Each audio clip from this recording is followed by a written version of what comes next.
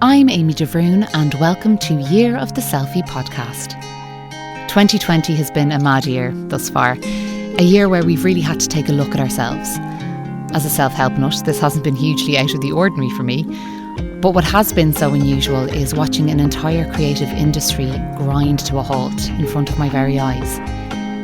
The link between creativity and mental health has always fascinated me, so I wanted to go deeper.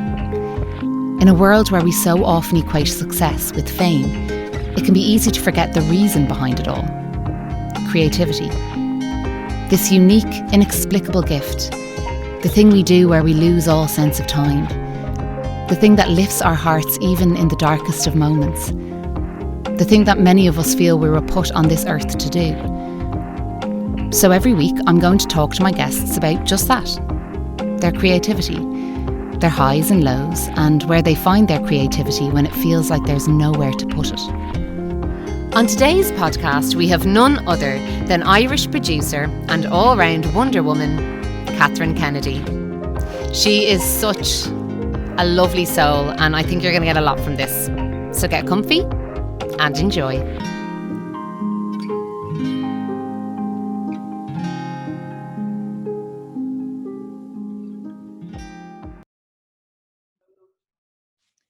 Okay, so Kathryn Kennedy, welcome to Year of the Selfie podcast. Thank you. Hello. You're so welcome to be here. Congratulations. Thanks for having me. I'm flattered. No, I wanted to have you on for many reasons, because we've known each other a long time, but motherhood has gotten in the way of both of us, I think. So we haven't had a chat. So this is a good excuse for a chat. It's always nice. Yeah. And also, just I'm a huge fan of yours. Just with kind of, so for anyone who doesn't know, Kathryn, you actually, you produced my short film that I wrote after, and that was kind of when you had started your production company, Kennedy Films. Yeah. And and there's loads to get into there because I'm actually when I first met you on an ad where I first met my now husband. And we nearly died in a car. Yes. Yeah. And it was me driving. Yeah. I picked you up. I picked Kathryn up you were like, oh, I'll just show you into where the location is. And I was driving, and then I just drove across a Luas Tram, and I was like, sorry. So that was a good first meeting for sure. Very memorable. It was great. It was good crack. Oh, it was brilliant. But also something else about Kathryn is you've had a baby as well. Your second child. Oh, she's there. Oh my God, how good. Oh my God. And a second child in lockdown. So yes, yeah. First of all, how was that? So were you actually in lockdown when you had Rose? Yes. Okay.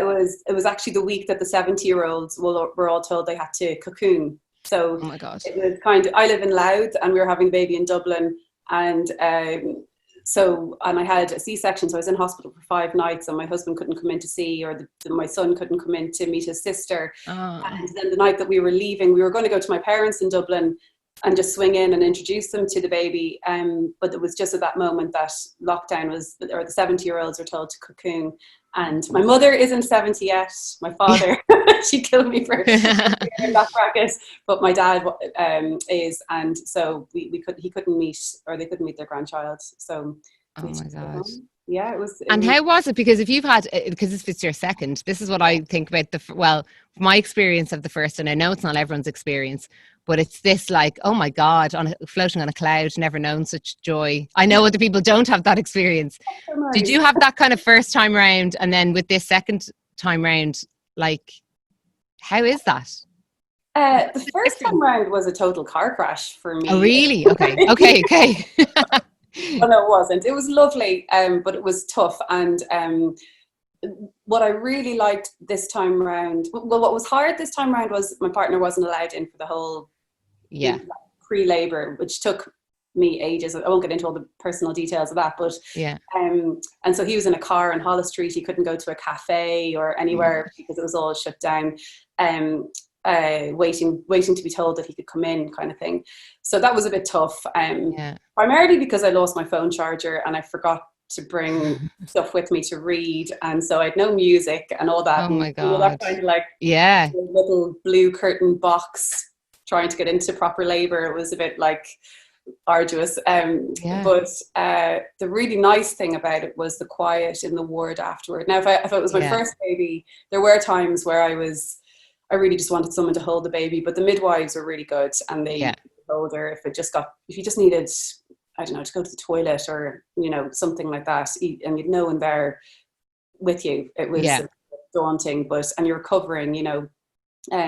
But I really enjoyed the quiet. I thought that was really nice, because on Tommy, my first baby, I found the noise in the wards after having a baby was really hard to, you know, get sleep, and people coming in, and you'd hear their whole life stories across the room, and you know, you're just trying to get to know your baby. Whereas I have lots of lovely memories of myself and Rosellen on our own. So that's, and then I went home to the madness of a toddler and lockdown.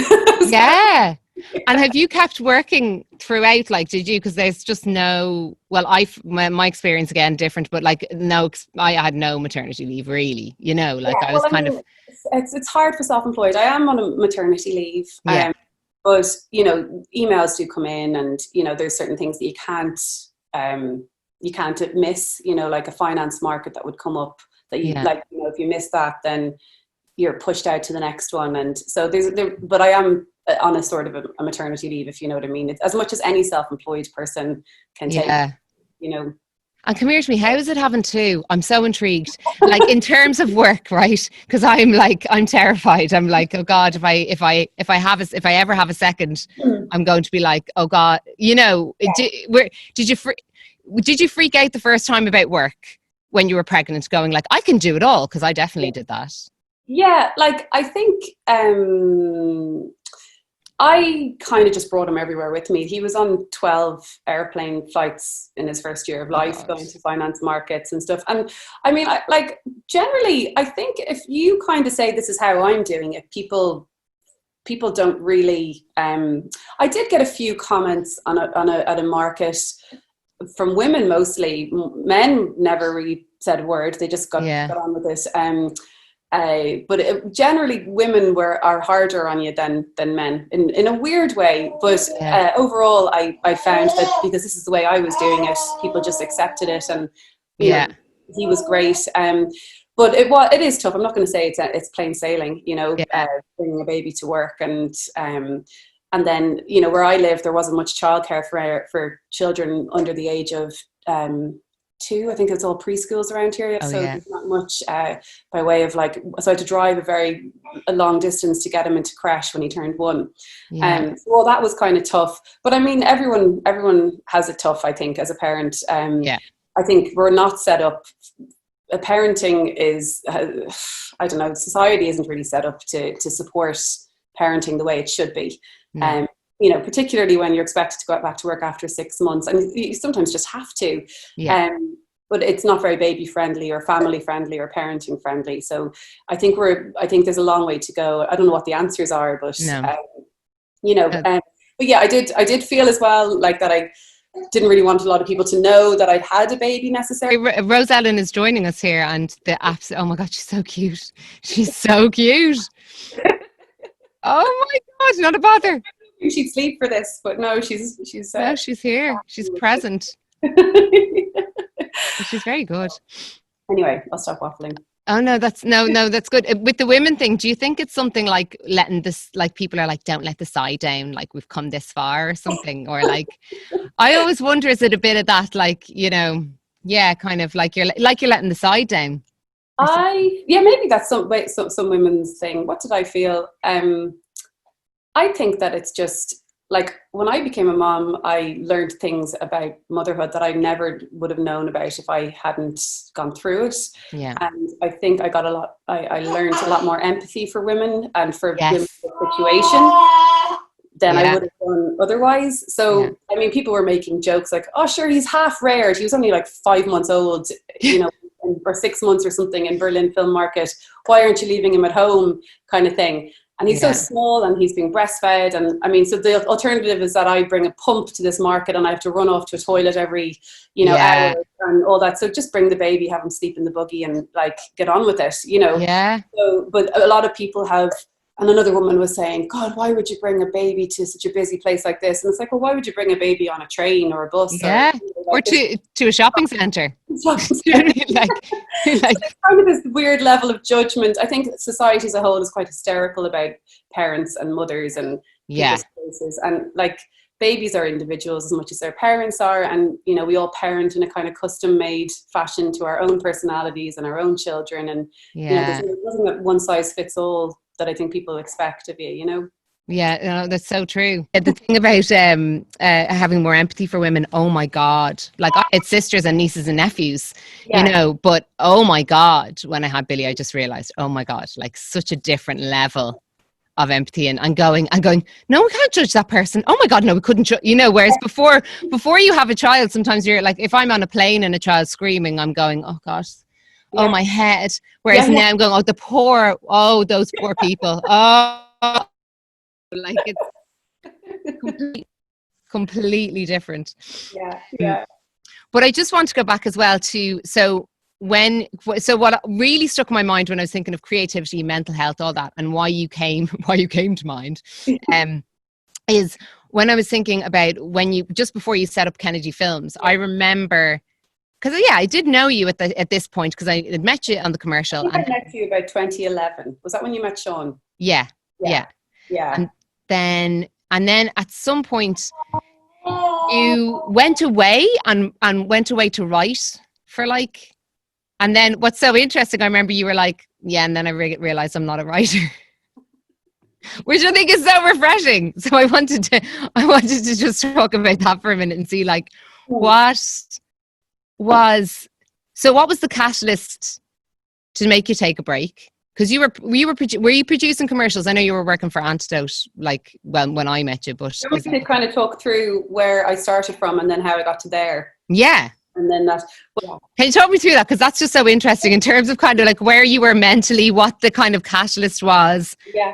You know, and how you even came to admitting to yourself that, oh no, maybe I'm not a writer in that capacity. Yeah. Well, maybe you are. I don't know what it is. Where did I start from? Like, I did film in college and I specialized in directing. And I came out of college and my final year film was a total flop. It was a really hard experience and I learned loads on it. But it was one of those ones that kind of shook me a little bit to go out into the film world and just get experience on sets, to get a real handle on the dynamics and the way things work. And, you know, if you're going to be a director and you're going to go out and direct a set of people who've been working in the business for 30 years, you should get to know how it works on the ground. So I did that for a number of years as an assistant director and really learned the ropes of how everything works. And then kind of got into, it was sort of at the stage where I was going to be moving up from trainee assistant director to third assistant director. And I just didn't want to have that sort of career trajectory. Because I was still thinking I wanted to be in a more creative role. So I went into a company called Image Now and started working in production there. And then I moved into Antidote after that. But in between that company and Antidote, I went back to college and did a master's in screenwriting. So I left the production managing job in Image Now and went into the master's and then went into Antidote after that. And that's when I met you.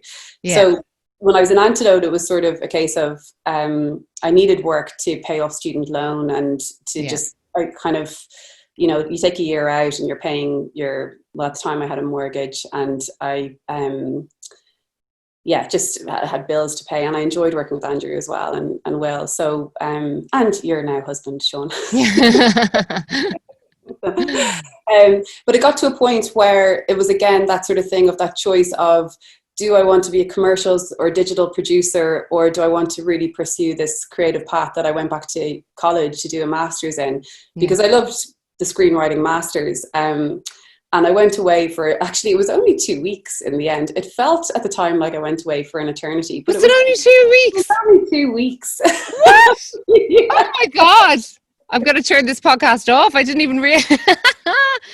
Oh my God. Yeah, no, I had an opportunity to go somewhere by myself in France. And just and what happened on the way over, I stupidly put my laptop in my main bag. and the magnets or whatever they have and the scanners wiped my laptop. So I got there with my laptop thinking I was going to write. It was a really stupid thing to do. And I had nothing but my notebook and myself and time to think. And I'd just gone through a big breakup in terms of a relationship and all of that. And I was at a point in my life where I was kind of thinking that I had nothing to lose. So what was I going to do next? I kind of was back in my parents. It was just kind of one of those moments where I needed to get some space. So actually having the laptop breaking on the way over was great, because when I got over there, it was just sort of me and my thoughts and the sunshine, which was nice too. I was very lucky. And when I was over there, there was something from the master's course that really stuck with me. It was about knowing your own voice and knowing what you sound like. And I could never really pinpoint how my writing came across. I could read somebody else's and think that's the way, that's the genre they're in, or, that's what they're strong at. But when I read my own stuff, I couldn't get a handle on where I fit or who I was. And I think that probably played into the fact that I was transitioning in terms of what I was doing in my personal life anyway, and just like life in general. So I sort of parked the writing. I decided to come back to it again, because I knew, and on another hand as well, while I was figuring all that out about myself, I thought I was going to have to wait for producers to come back to me about my ideas. And that's a very long time to wait when you need to have money coming in and all of that, and to get feedback like it's not quite hitting the mark, or and then you're starting again. So I kind of just made a decision that I didn't feel strong enough in my own writer's voice to really go out and sell it. But I knew that I loved working creatively in that way with writers. So producing sort of seemed like a great way to use the skills that I had in terms of assistant directing, production management, and all my on-set experience and contacts. And then also the creative stuff, where I had trained in cinematography and directing and writing in college. And so they all kind of came together in the role of producing. And it was at that sort of, I think it was in the second week I was on that trip in France. I got sent My Name is Emily, the script that's on. Oh my God. Okay. Something like that. It was like when I came back, it was pretty much immediately around that time. And that script was one of the best scripts I'd read in the few years since I've been in college doing the masters. And I'd read a huge amount of scripts in that course. And this one really stood out to me. So I just decided I wanted to do it. So. And when you read a script like that, was there any part of your brain that was like, oh, I could never write that script, and that's why I need to produce, like, or was there a sense of like, oh no, I could do that? No, I wasn't. I suppose I was an open book. I wasn't trying to do anything myself. I wasn't trying to. I knew, like in my heart, that I wouldn't feel confident in anything I was going to write at that point in my life. Yeah.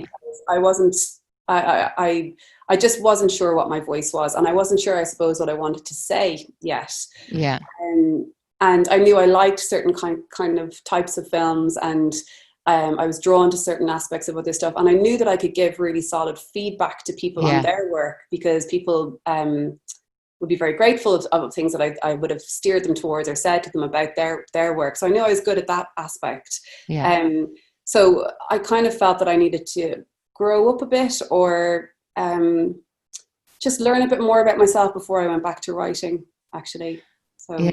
The voice thing, sorry, because I want to come back to my name is Emily, but we were talking about this in another podcast. I think I was talking to Nick Lee about it, and he was saying it's taking him years to find what his kind of voice is. Now he's started as an actor and he's been doing writing for the last few years.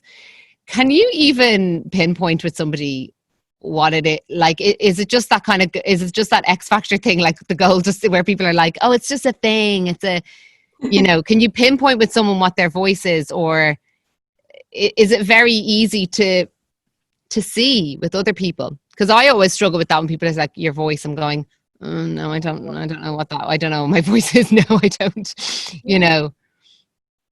For me, like for my own voice, for my writing voice, I always found that when I had written something and then I came back to it a few years later, I'd read it and go, God, that's where I was then. You know, that's where my mind was at then. And that doesn't feel like me now. And I suppose that's where I'd start with my own voice, is that I was reading it and I wasn't feeling like it was saying what I wanted it to say, or it wasn't communicating the story that I wanted it to communicate. No matter how much research or work I did with the plotting or the characterization, it just wasn't landing in the way that I was thinking. So I knew that there was something kind of missing. Whereas when I'm reading writers now who have a very strong voice, it just, when you're reading their script, is just a very strong through line of tone and an awareness of how the characters come across. You know, that each character isn't just a different version of the writer in terms of their own tone of voice. The characters are very thoroughly realized as individuals, you know, and that they can craft that sort of a script. Some writers who I would say don't have as strong a voice might write a script where everybody in the script just sounds like the same person, or the story might lack a sense of awareness, like it's sort of like an imagining of a world rather than a lived experience of a world. So that's actually something for my writing. I was writing a story about a teenage girl and her father, who's a photographer, and I was writing all about burgeoning sexuality, basically, and how a father's role impacts on a girl's perception of herself, and all of that kind of tricky stuff. Yeah, well, very interesting. So, like very, but also so heavy, you know. So so like, and again, it ended up being too heavy for what I actually wanted to do, you know. Yeah. And so this is what's going to happen now in this podcast, because I keep trailing off these days. So I'm so tired. And the point was in the first place. Oh no, I'm also so tired. I can't even remember where I was asking you either. About sense of the voice and kind of where that kind of comes from, and and I think. Oh no, I was going to say, because I remember like there was something I was writing and someone was kind of going, there was two kind of co-leads, of course, because I couldn't just make it normal and easy for myself and straightforward. So I was like 2 leads, but one of them I had in my head that's the one I would play. Okay. So that character was so much more well-rounded and a character. And the other person was like, I was like, I don't care about her because I'm not playing her. Like, so selfish, like, you know. Yeah. So so I definitely think I can definitely see that about the voice for sure. Yeah. And I don't know, I don't know, with writing, it's, for me, I'm having a love-hate relationship for sure with it at the moment. Yeah. And as well, the time, I think that you know, the way, well, with actors are always so encouraged to kind of like, make your own stuff and all that kind of stuff. And it's like, but writing is actually a skill in itself, and it needs to be given the respect.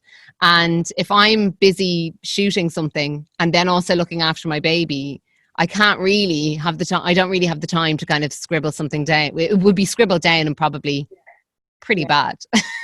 Yeah. Well, and that's it. And it's kind of, I feel like that too, that maybe in time I'll come back to writing. Right now, the space that would be required for it just doesn't exist, you know. Yeah. But I do have some ideas that all through through the last 3 years has just hung around in my head. So I feel like that they're trying to get out, you know. So maybe when there's a bit more space, a bit more sleep. It's exactly. It's like the Elizabeth Gilbert. I'm always mentioning her because I love her. I love her basically. But what is that thing we're saying about catching there was a poet who used to say she used to catch a poem. It was like she would hear the last line of it and she'd almost run home to catch it and write it down. And I think if there is an idea that's been banging around in your head and that hasn't been done yet, I'm always like, oh, that needs to be done. Because, you know, like if it's, sometimes you see that it's someone else has caught that idea and you just have to go, okay, you've done that. That's fine. That's happened to me a couple of times. like with your voice as well, it's difficult because you're getting feedback from so many different sources, and many different people are giving you opinions on your writing, Yeah. So it's hard to choose what's right for and I think that comes down to the confidence and your own strength of voice and knowing what it is you're trying to say, because I think that was my problem mainly when I was doing the masters. Was I took every single tutorial, every single script editor that read the script said, and I tried to do everything and ended up losing all sense. I think I wrote 3 different films in the entire year. But that in itself is a learning curve in terms of how I work with writers now, because you have to give a writer room to figure out what it is they're trying to say, and rather than just coming in really heavy-handedly and saying something like strip all the darkness out of that script and just focus on the characters. I mean, that threw me in my script, was because I think I write in with a kind of a dark sensibility actually. And be told to strip that out threw me into a bit of a loop, Well, you're stripping yourself of your voice, because if that's how you write, it has that little sense. Yes, that's totally how that's happened to me on something I was writing, where I just there'd be sometimes I'd go back and I'd read a page and be like, that's not my writing. And it would be basically just the notes that I'd been given. I'm really good with notes. I'm so good at getting notes. Really, that's what makes me great as an actor on set or whatever. If someone gives me a note, I can take it, I can do it. So I do that with my writing, but it then just loses all sense of what I was trying to say, what my voice was. And I remember one time, I remember a couple of notes, things like, oh, that's that's coming across this way. And I was like, oh no, but it's, and then I try and do the exact opposite. And I realized, that I was going, no, it over there where I was going in the direction it wasn't there, but now I'm going in the opposite direction, and that doesn't feel right. It's so interesting. It's sorry, it is like, because I haven't spoken enough about writing podcasts, so I'm like, sorry, I'm like, so now I'm like all in. But with when you got the script, so you were saying you got the script from My Name Is Emily. Yeah. So that was such, oh my God, like a huge achievement from beginning to end, but like what a fucking starting point, like you know what I mean, like that was the first feature for Kennedy Films, wasn't it? So like you I know you probably got funding elsewhere, but you also crowdsourced for some of it, and I guess you'll probably speak about it better, because Simon, the director, had motor neuron disease. So just, I suppose, tell us a bit about that, and I'll interject, because it's so huge. I don't want to not do it justice. So I guess, because I remember, like, at the beginning, you were like, oh, here's some badges, like, for My Name Is Emily, and you're getting loads of press, and everyone was like promoting it and funding it, and the badges were great, actually. I have one. It's in one of my writing books there in the back, outside the sweatbox here in the attic. One of my books for writing was it's on the front of it, so that's why I remember it so clearly. Oh, it was a great experience. I was sent the script, My Name Is Emily, and I looked up the director, Simon Fitzmaurice, and he directed 2 short films called Full Circle and The Sound of People. And The Sound of People had gone to Sundance, and both of them had won loads of awards. So I loved the script first and foremost, and then saw his shorts, and he was just such a beautiful filmmaker and such a talent. And then I actually didn't really understand fully, when you're just not in the world, I suppose, of disability. I didn't really understand what having motor neuron disease meant when I was reading about him. I saw that he had a disability, but I wasn't. I suppose you have to wait until you meet somebody to really understand what it means. And when I met Simon, he was in his office, and how he communicated, and how he'd started the script typing with his hands, but he had finished the script typing with his eyes on an eye gaze computer. So motor neuron disease is sort of like a deterioration of your bodily functions. So you lose a bit the ability to walk, or you might lose the ability to pick things up, and then your speech goes, and ultimately you can't breathe on your own. So he was breathing with the help of a ventilator, and how he communicated was through eye gaze technology. So I just thought that was really cool, like that he had done that, you know. Yeah. And he just had such spark in his eyes when I met him. I mean, he was in a house with 5 very young kids, all under the age of, I think, 8 or something when I met him first, and twin babies at the end. And there was a dog running around, and Ruth, his wife, is just so lovely, and the whole house was so warm. And he, like, Simon was just a young, fit guy, you know, with this awful disease. So he had, when I met him first, he was still quite strong looking, and, you know, and I just thought, you know, like, filmmaking is a pain in the hole. regardless what way you look at it, like, it's all a struggle. So, I mean, I just sort of figured one more hurdle, really, and you'd figure it out. I mean, it really was just all about the creative expression and what he had done, and how that script had really spoken to me in a time when I was kind of in a bit of flux in my own life. So yeah, we just started on the path. Like, I hadn't financed a feature film, so I was recommended to speak to Leslie McKim and Jackie Larkin in Newgrange Pictures, who are 2 phenomenal producers. And myself and Simon were just so lucky at that time to, like, they loved the script and they had space to do it.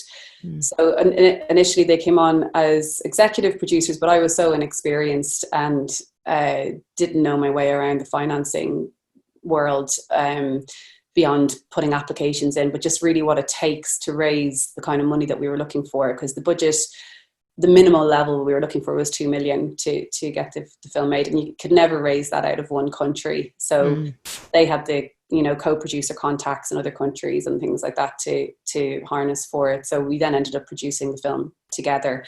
And for my part, in terms of the financing, we did we all did it together, really, the crowdfunding campaign, to raise the gap in the budget to allow Simon to be on set. So we had the kind of basic budget for just filming with a crew and, you know, a regular director. And then we had the costs to get a disabled director onto set and what that might mean.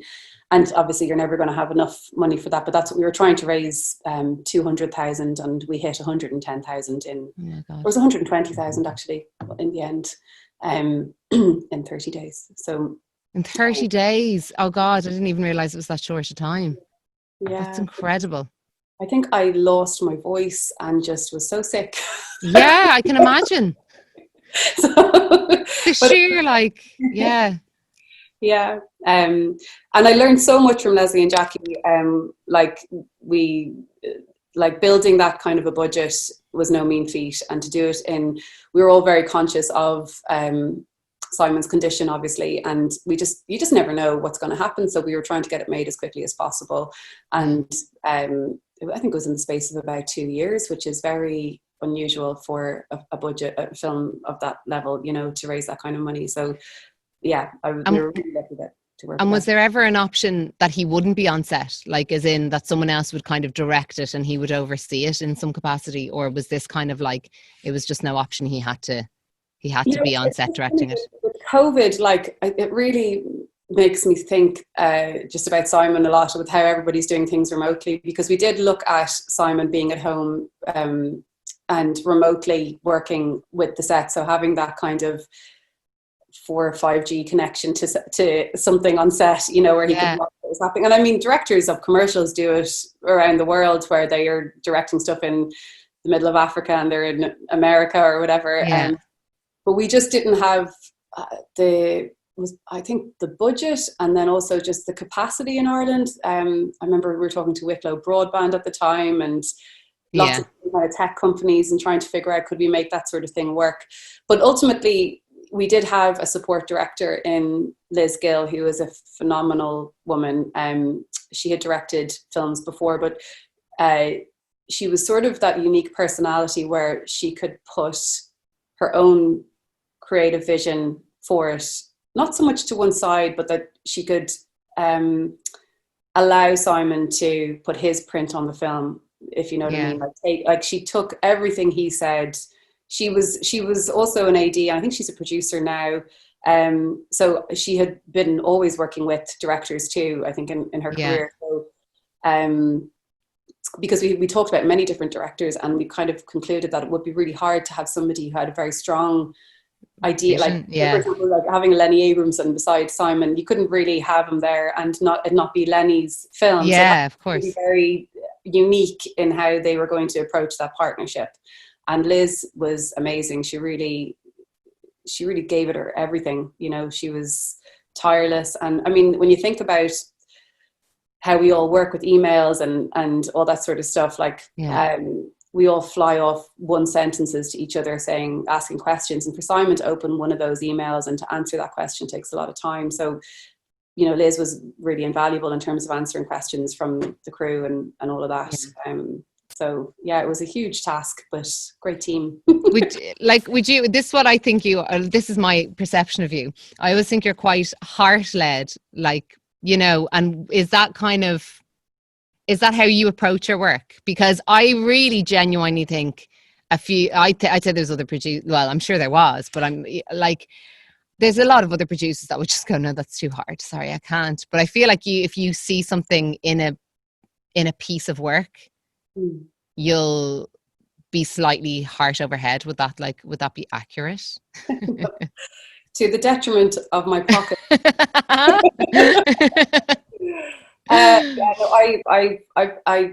just don't have the patience. Life is too short, I think, and I mean, I haven't produced anything since then, in terms of I am producing and developing things, but like, I don't want to just spit out loads of different content and format stuff if I don't feel like it's really good or that I really love it.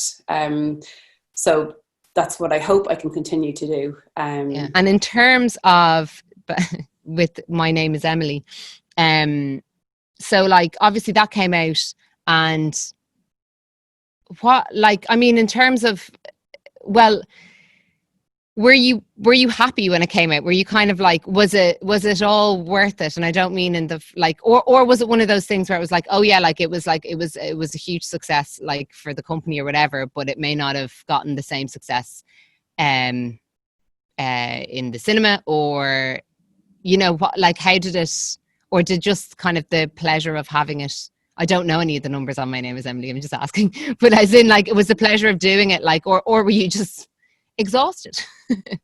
Yeah, it is a bit of it's exhausting, yeah, but it was such an amazing feeling to be in a cinema with Simon watching his film. It was unreal to go to Toronto Film Festival and have him there and watching his film and being able to go on a plane, you know, in his condition and go over there and enjoy it. He wrote a really good piece for the Irish Times about it that you should look up, because it's just lovely.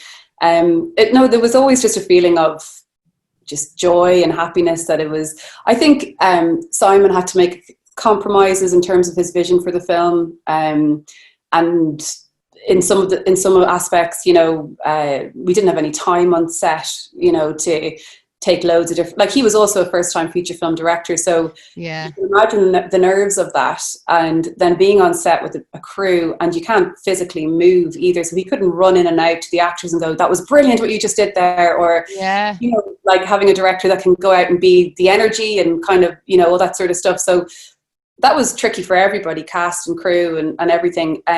So, and then the communication thing was hard as well, but so there were times when, and it happens with every low budget film, you just have to make decisions that you weren't happy with on the day, or that you have to just go with things. So I don't know what the film would have ultimately been like if Simon had been able-bodied, but it is what it's a beautiful film that I'm really proud of and really proud to have produced, and I love it. And I think Simon loved it and Leslie loved it, and we were just really proud that we had achieved it, I think, and just really proud of Simon. And yeah, because the last time he would have been directing something, he would have been totally able-bodied, wouldn't he? Yeah. Was that like, that must just feel so that's amazing, like, because it must just feel so hard, like, for all of your instincts, like all of those instincts that you have, and your body's just not playing ball, is just like, yeah, he had a very strong mind, a very single-minded person, and his job was to just look at the monitor and give us a response to it on set. And he just, when everything was crazy around him, he just was that I suppose solid center to it all. He had his eye on the monitors while we were filming, and just really focused, I suppose is the word I'm looking for. And he didn't have the headspace or the time to have anything else, any of the noise that other people might have, kind of insecurities or doubts about stuff. He just had to be single-minded and focused on what he wanted, and to make sure that was what he was getting across to everybody, but it was difficult. I'm sure it was difficult for him, Yeah. And it's not yet dark. The documentary kind of did that came out after My Name Is Emily? Well, we were filming or around the same time. Yeah, it was. No, it was after it. It was just after it. Yeah. That was something we were filming behind the scenes, and just it was something that we felt was a good idea to capture, just the task of shooting or directing a film when you're completely physically incapacitated. And we were just going to make it kind of about his goal towards making My Name Is Emily. But then while writing the film and directing the film, he wrote a book called It's Not That Dark, which is all about his experience with learning he had motor neuron disease and how that impacted his life. And it was just this beautiful insight into his mind and how he was feeling. And that then became the sort of spine of the documentary. So we had a narrator read the book, and we put down then with interviews with his wife and his family, and we just pieced together his life towards making My Name Is Emily. And I mean, a lot of people look at that film and they think it's about disability, but really it's about a love story between him and his wife, and it's full, and it's uplifting. It really is, because like their story is quite powerful, to be able to kind of overcome that and have all those children as well. It's incredible, because I'm going, when you were saying even about going to their house and all the kids like running around, I'm going, oh, that's like, that holds more weight for me now than it ever did. Because I'm going, oh my God, I only have one running around and two able-bodied people there, and sometimes it's still a struggle. I know, and his wife Ruth is obviously phenomenal, and she's a writer obviously in her own right, and she's written her own book, and she's an amazing woman. So they're both two very unusual characters, I think.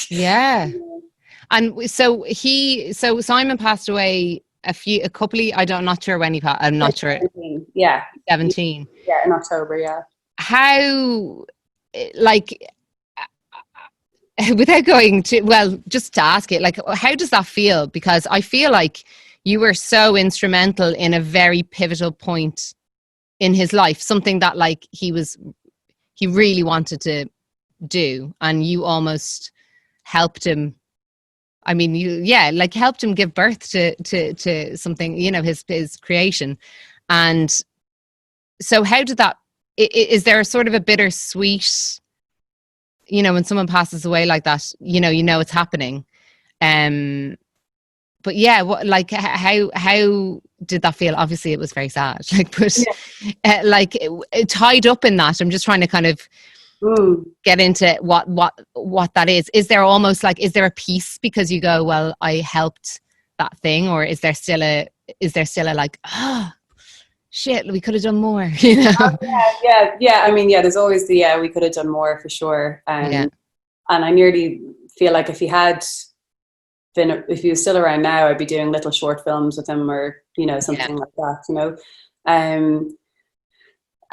Yeah, it was very sad. It was very complex because I met him at a point in my life where things were changing, and I was trying to figure out where I was going next, and we kind of it was just a really fast time, really amazing time. It just, like, when I look back on it now, it's just, there's so much happened in such a short space of time, you know.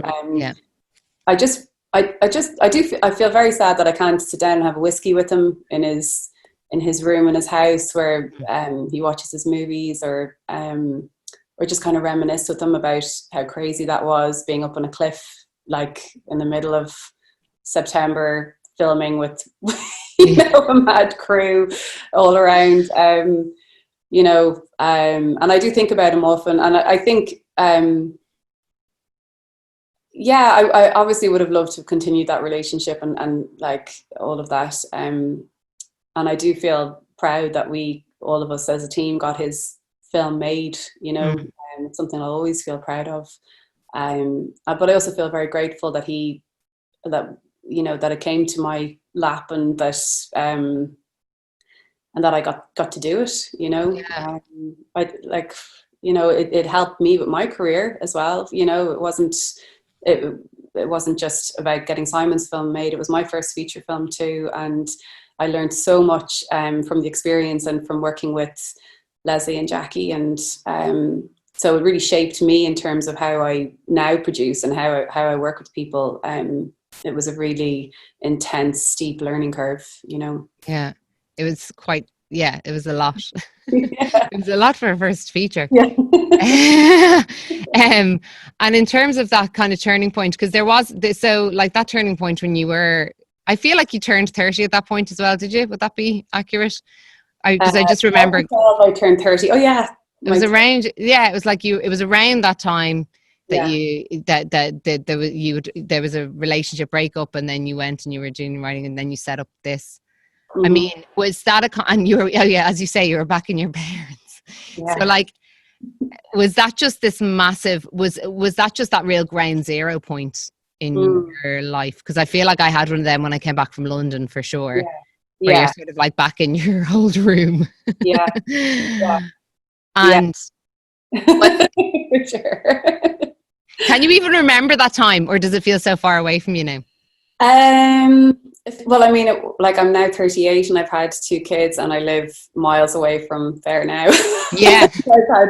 And you know, there's just it was but in terms of like it was a complete, I was on the dole. I was living in my parents. I didn't know if any of the decisions I just made in my life were the right ones. I just, like you were saying earlier, was following what my heart was saying, and kind of thinking that it was probably that moment in time, like, you know, I'd no kids, and I just felt like if I didn't do it now, I was never going to do it, you know. Yes. Yeah. So I just went for it, really, at that point. I just decided that, you know, like, you've got all your work experience on set. You know where you're kind of thinking about in terms of your own creativity, and this is the time now to just kind of go for it on your own if you're going to go for it. Yeah. Yeah, it's kind of amazing. And I find loads of people in their kind of late 20s coming up to 30. Not, you know, not everyone, but always seems to have these huge life shifts. And it is that thing of like, well, if I don't do it now, I'm just going to trail a lot, keep going as I am. And so it's a good testament that you do follow your heart, because it's very, it's very kind of clear that you do. And in terms of kind of following your heart, what is success to you? Because there's such varying degrees for people. Like the ultimate success for you, is it like winning the Oscar, or is it kind of like what like, how do you see how do you know you're successful, or do you even feel successful? That's a good question. because like like I was saying earlier, you really learn an awful lot about yourself when you have kids, and the empathy that you develop for other people and their situation and all of that. And I feel like success to me would be to be able to make a living out of what I do, like a proper wage, and to have a good balance with home life. And it's really boring sounding, but like hopefully something I make at some point wins accolades like that, but it's not really what the goal is. I mean, like you do want to achieve the best you can achieve, but really, I think if you're going to have a life in a career like this, a filmmaking career, it's, I think, one of the hardest things to strike a balance between family life, work life, your mental health, your physical health. And so success to me would be to find a way to make this life sustainable, as a mother, as a producer, and as someone who wants to be creative and to make good stuff, and so that's really it. Like, it's kind of, and to make things that I really believe in and really feel are trying to say something different, or even just things that are entertaining, something that'll make you laugh, or that'll add something to the world. Yes, in this very dark world at the moment. So. No, it's funny though how it changes. I don't know if you were like this, but like I definitely would have been like, well, when I was very young, I want to be on this thing, and I want to be here, and I want to win this thing. Yeah. And how weirdly, and I've spoken about it to other people on the podcast, how weirdly it changes. That like it gets stripped right down to the basic core of like, I just want to make good things that mean something. And be able to just make a living from it. I'm not asking to be a millionaire, but I'll be a millionaire, thanks, world, if that's what's required of me. But yeah, it's funny how it kind of strips away. And I've a kind of a final question, because coming up to have to go back to your beautiful baby. But something I ask everybody, and it's quite open-ended, so it's fine if it's quite a long-winded answer. Mine usually are. But what does kind of creativity, what does creativity mean to you?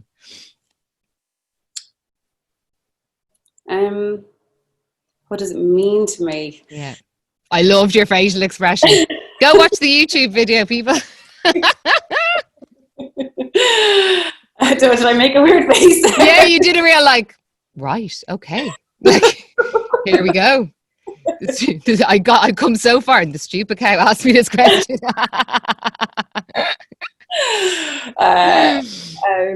Was that my bitchy resting face? No, it wasn't. It was just like a weird glint. I was like, ooh, a challenge.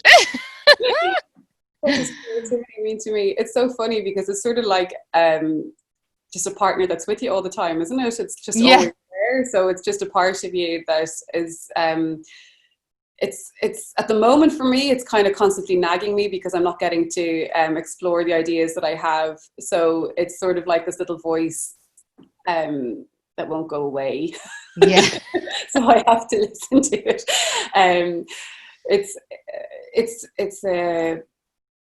I feel so lucky that I have an imagination, because at any moment, whenever I'm breastfeeding the baby and staring off into the distance, or thinking about the things I have to do, I can start thinking about a story, or I can start thinking about a script, or a script that I'm reading, or and I can think and take that moment to really imagine where it could go.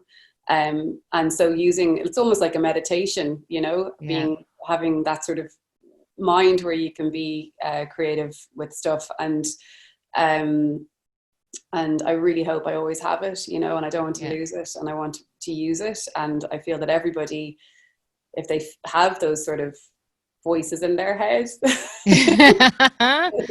should, I suppose, listen to them, and try your best to do justice to them. Because I would hate to think that, I would go about my business and my life and never really come back to writing again, or that I wouldn't ever paint again, because I love painting too. That life would get too busy for those sort of things.